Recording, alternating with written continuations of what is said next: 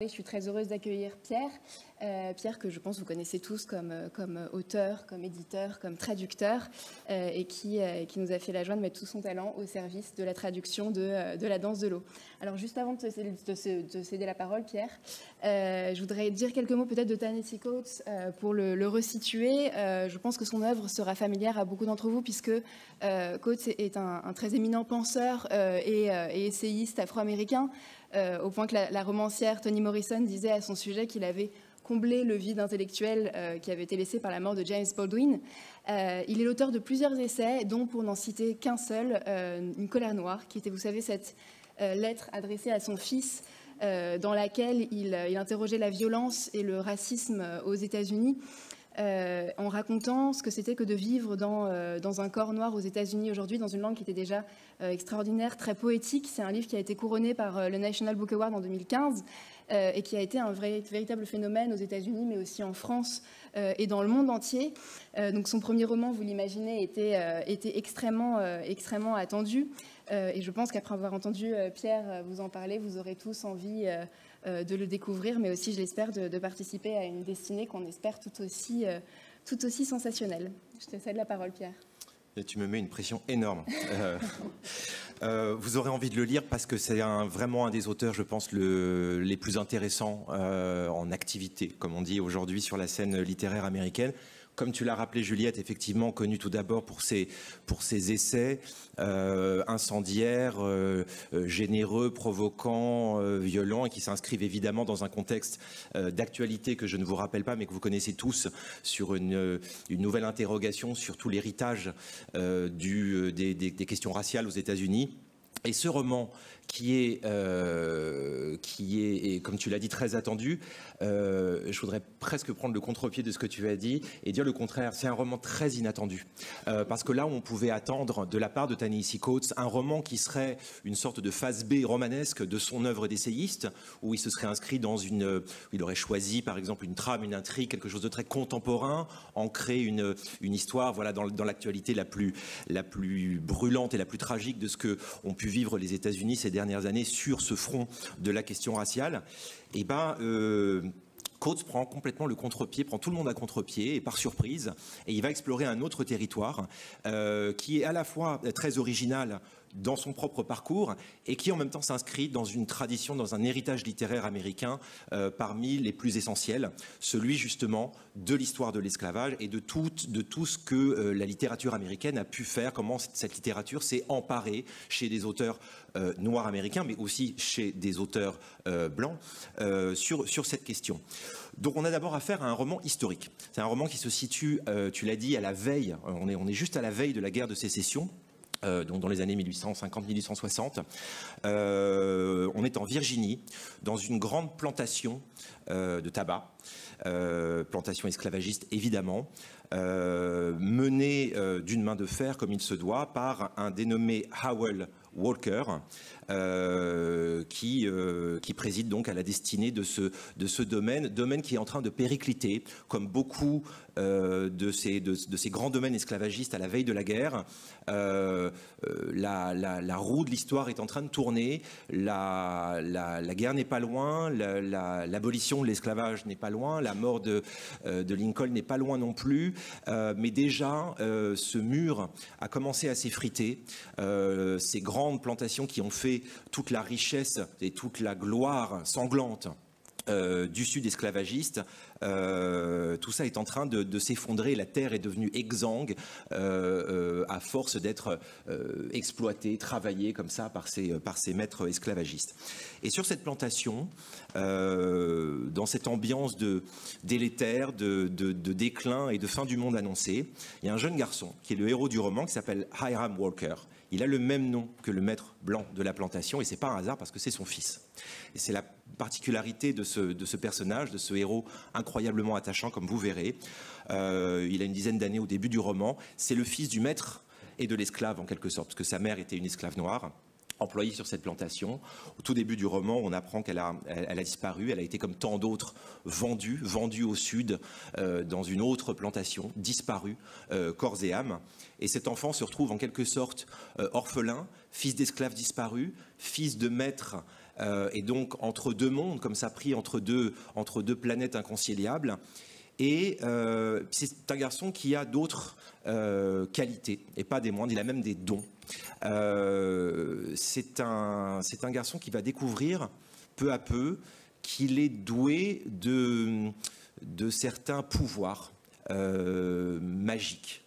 D'abord, c'est pas si magique que ça, là ça peut s'expliquer, il a une mémoire prodigieuse, il a une mémoire photographique prodigieuse, c'est un enfant qui retient absolument tout, dès qu'il entend quelque chose, dès qu'il voit quelque chose, une image, ça reste gravé dans sa mémoire à jamais. Et puis il a un autre don dont il n'a pas conscience au début du roman, et tout le roman va être une sorte d'exploration de la découverte et l'initiation de ce garçon à ce pouvoir qu'il a en lui. C'est le pouvoir de la conduction, c'est-à-dire le pouvoir de se déplacer et de faire se déplacer d'autres personnes d'un endroit à l'autre de manière magique, par la simple magie précisément du souvenir. Et quand ce garçon va découvrir ce don à la faveur d'aventures dont je ne vais pas vous relater évidemment le détail ici, parce que ça vous divulgacherait tout le plaisir des aventures de ce livre, qui est un roman historique, qui est aussi un grand roman d'aventure, un grand roman initiatique, un grand roman d'aventure, palpitant, haletant à bien des égards. Qu'est-ce que je disais? Je ne sais plus.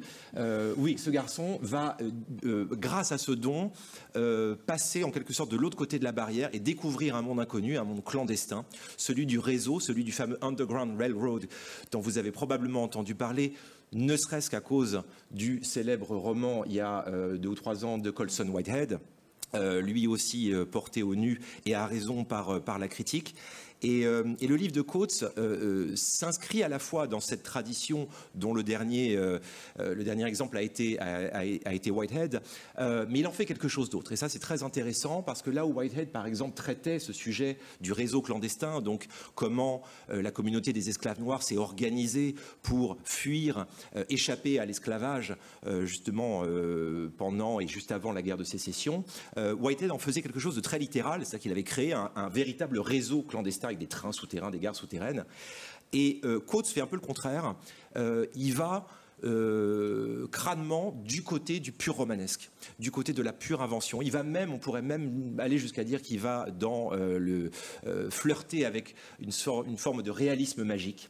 Et il place entièrement sa foi de romancier dans l'invention, dans l'imagination, dans le surnaturel, pourquoi pas, en tout cas dans l'inexplicable, dans l'ineffable, ce qui donne à ce texte, dont bien sûr le fond est extrêmement tragique, ancré dans une réalité historique ô combien tragique, ça lui donne, non pas une légèreté évidemment, mais une sorte d'énergie et de quelque chose d'incroyablement positif, et là où on aurait attendu peut-être un Coates à sa manière d'essayiste extrêmement pessimiste, extrêmement sombre sur cette histoire, et puis par effet de miroir bien évidemment sur notre histoire contemporaine, on a affaire à un écrivain qui, par le roman, trouve, à mon sens, le chemin de l'éclaircie, le chemin de la libération, de la liberté. C'est aussi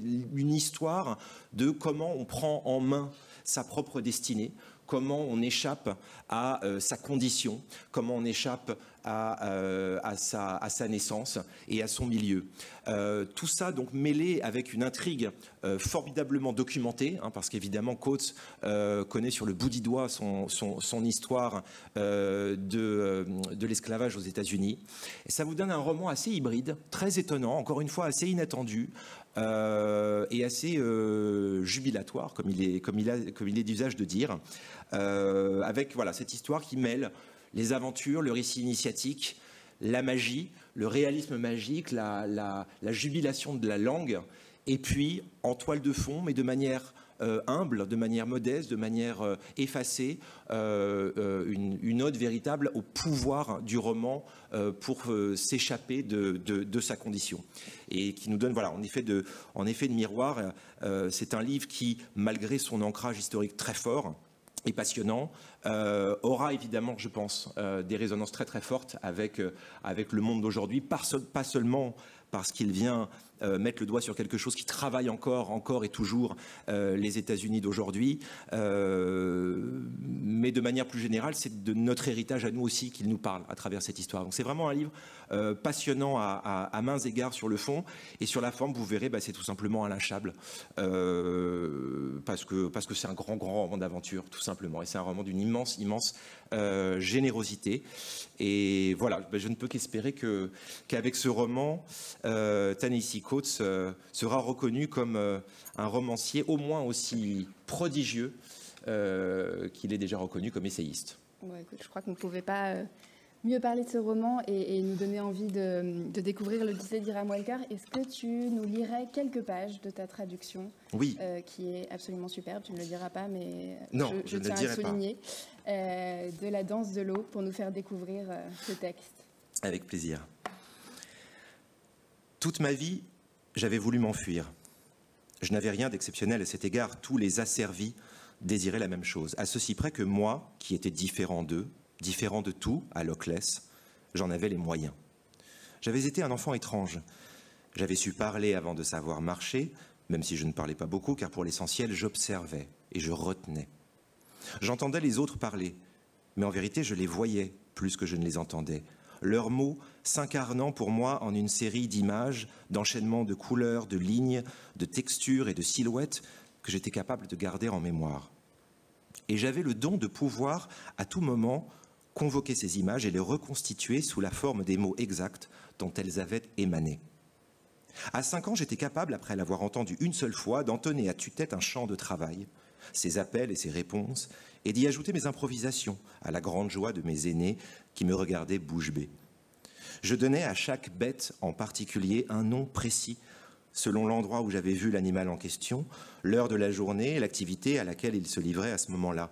Tel cerf s'appelait ainsi herbe de printemps, tel autre branche de chêne brisée, et il en allait de même pour la meute de chiens, dont les anciens me disaient si souvent de me méfier. Mais à mes yeux, ce n'était pas une meute.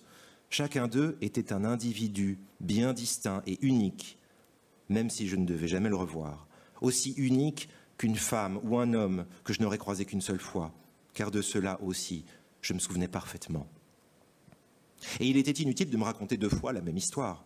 Car si vous me racontiez que Hank Powers avait pleuré pendant 3 heures après la naissance de sa fille, je m'en souvenais.